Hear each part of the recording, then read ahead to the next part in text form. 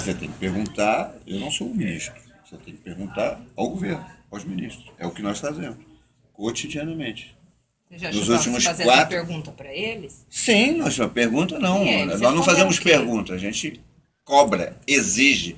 Nós queremos uma mesa de diálogo, não para vir aqui de 6 em 6 meses tomar água gelada e cafezinho, Não há mas necessidade. para ter reuniões periódicas com pautas combinadas entre nós para debater um por um desses temas.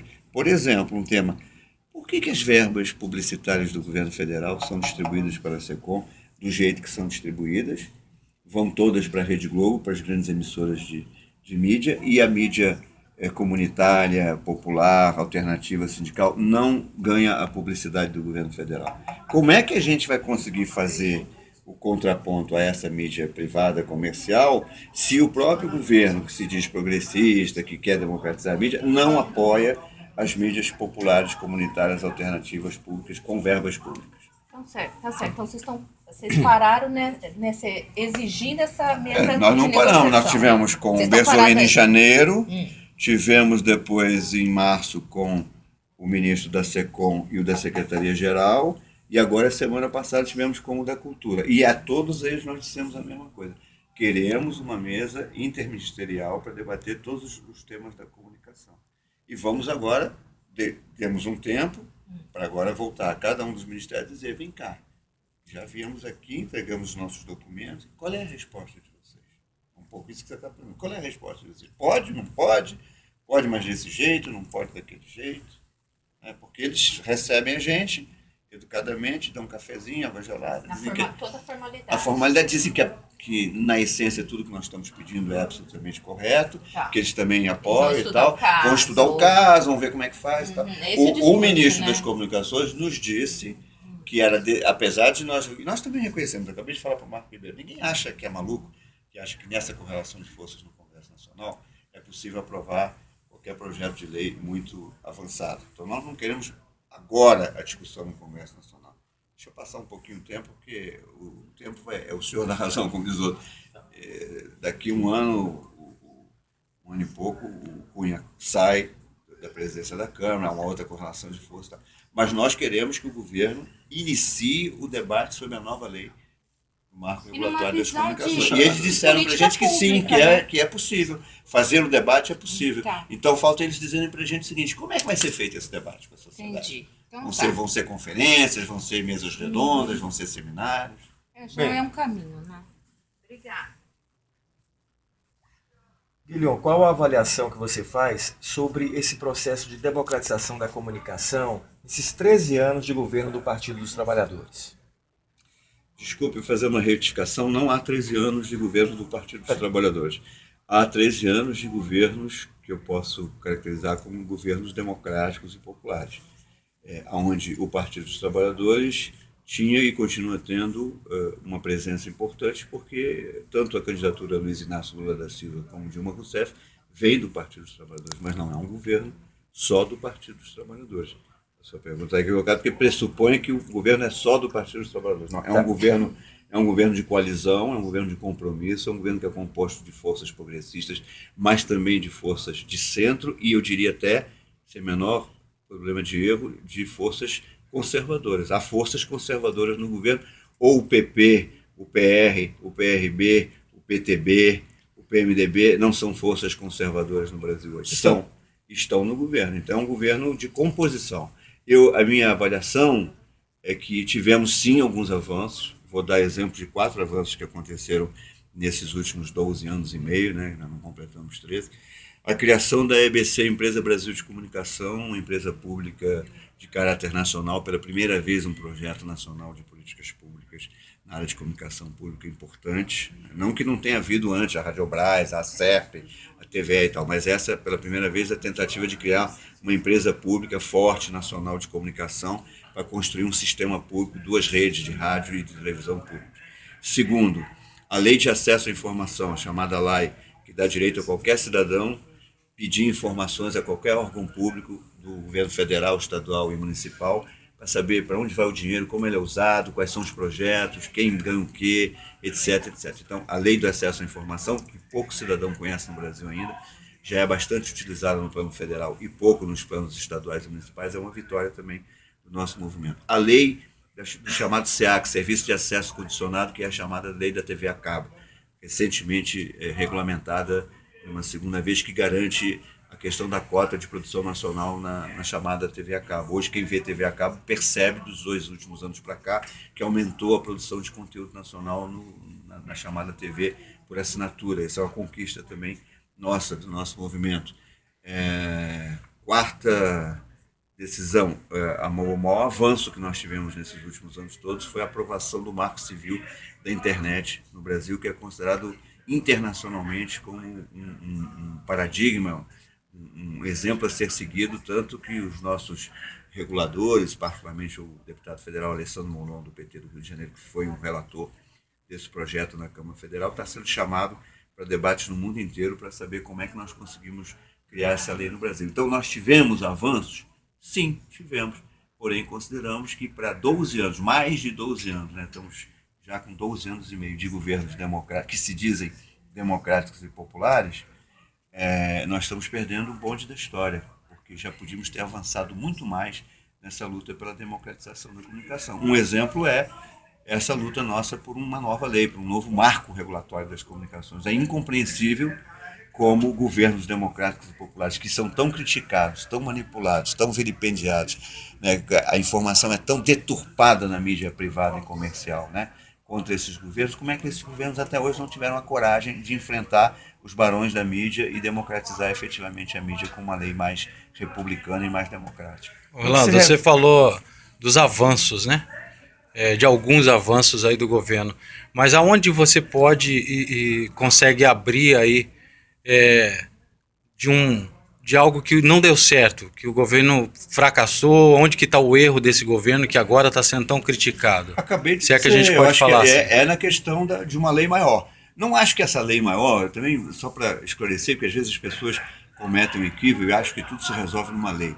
Novo, como vimos aqui no debate hoje, a experiência da Argentina, a experiência do Uruguai, 2 experiências que foram exitosas, vamos chamar assim, ajuda a avançar a luta, mas eles mesmos foram muito sinceros, não muda a correlação de força da noite para o dia, não se democratiza a comunicação porque uma determinada lei é aprovada no Congresso. É todo um processo cultural de avanço, de cobrança, de fiscalização, de monitoramento, novos órgãos que precisam ser criados, né?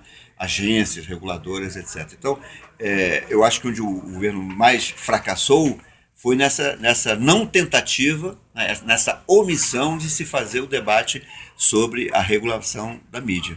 Surpreendentemente, a presidente, já no final da sua campanha eleitoral no ano passado, pressionada por uma atitude muito ruim da mídia comercial privada, principalmente com um episódio lamentável na véspera da votação do segundo turno, quando a Veja jogou aquela capa manipuladora, né, e fez daquilo um panfleto para tentar evitar que a Dilma fosse eleita no segundo turno. Parece que a ficha caiu, ela deu várias declarações, entrevistas naquela ocasião, dizendo que finalmente o Brasil precisava realmente de uma regulação econômica da mídia, entendendo, e se olharem os capítulos da Constituição aos quais eu fiz referência, é disso que se trata, é a regulação do monopólio, do oligopólio, da regionalização, da complementariedade, mas nós estamos já terminando o 6º mês desse novo mandato.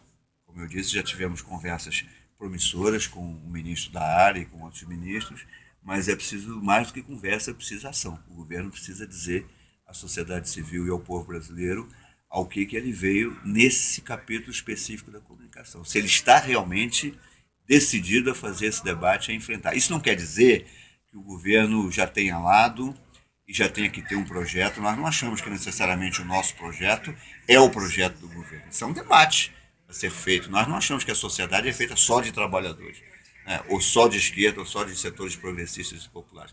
A sociedade brasileira é muito fragmentada, muito multifacetada, muito complexa demais para a gente achar que é dono da verdade. Agora, o debate precisa ser interditado, precisa deixar de ser interditado. E é o que precisa ser feito. O que você acredita? No que se refere às rádios e TVs públicas, como é que está a realidade dessas emissoras que precisam de investimentos, que sofrem a situação do atraso tecnológico, baixos salários, falta de infraestrutura? Como é que está a realidade dessas emissoras? Então, como eu disse, a lei de 2007, 2008, que criou a Empresa Brasil de Comunicação, foi uma lei ousada, foi uma lei progressista, criou pela primeira vez no Brasil uma empresa pública de caráter nacional que deve ser, já está sendo o coração, a espinha dorsal da construção do sistema público brasileiro, tanto na área de televisão quanto na área de rádio.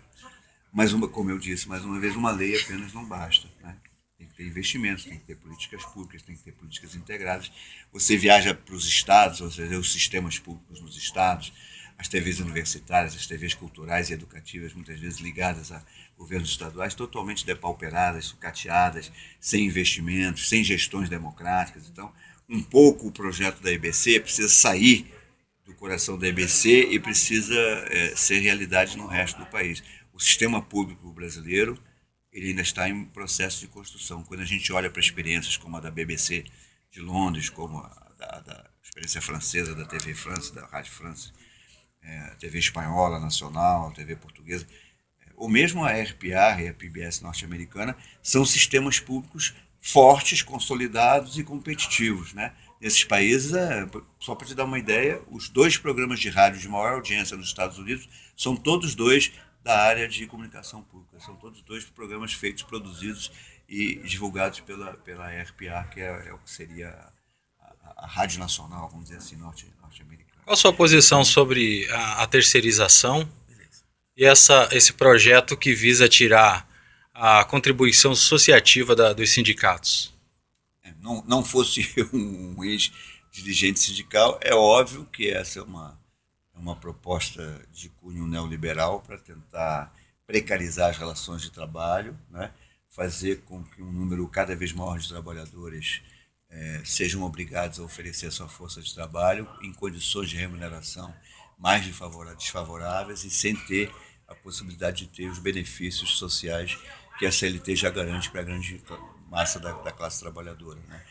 Terceirizar, desregulamentar as relações de trabalho, criar um pouco o que eu chamo de lei da selva para permitir que os patrões possam contratar mão de obra barata e impondo condições quase chinesas, que me perdoem os companheiros da China, mas todo mundo sabe que as condições de trabalho na China são condições muito aviltadas, né? O crescimento da China tem um pouco a ver também com as condições de salário e de vida da maior parte da população trabalhadora chinesa.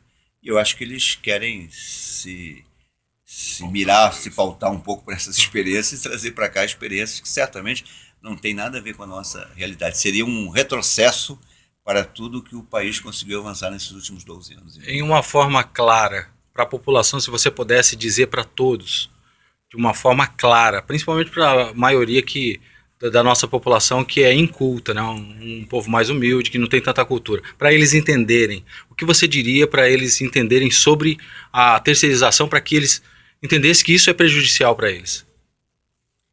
Olha, como traduzir isso? O trabalho humano em qualquer área social, ele precisa ser dignificado. Para ele ser significado, ele precisa ser bem remunerado. Todos nós devíamos lutar por uma sociedade um pouco mais igual, um pouco mais justa, um pouco mais humana. Sabemos que isso é um pouco uma utopia. Nem o comunismo, nem o socialismo, nem o trabalhismo conseguiu, em nenhum no mundo, chegar a essa utopia. Mas essa luta é a luta que continua mobilizando trabalhadores e trabalhadoras no mundo inteiro. Então, terceirizar é passo atrás, a retrocesso, a reação. Nós não precisamos dar passos atrás, nós precisamos tentar avançar, mesmo sabendo que a utopia nunca será totalmente alcançada. Quais são os próximos passos da FDP?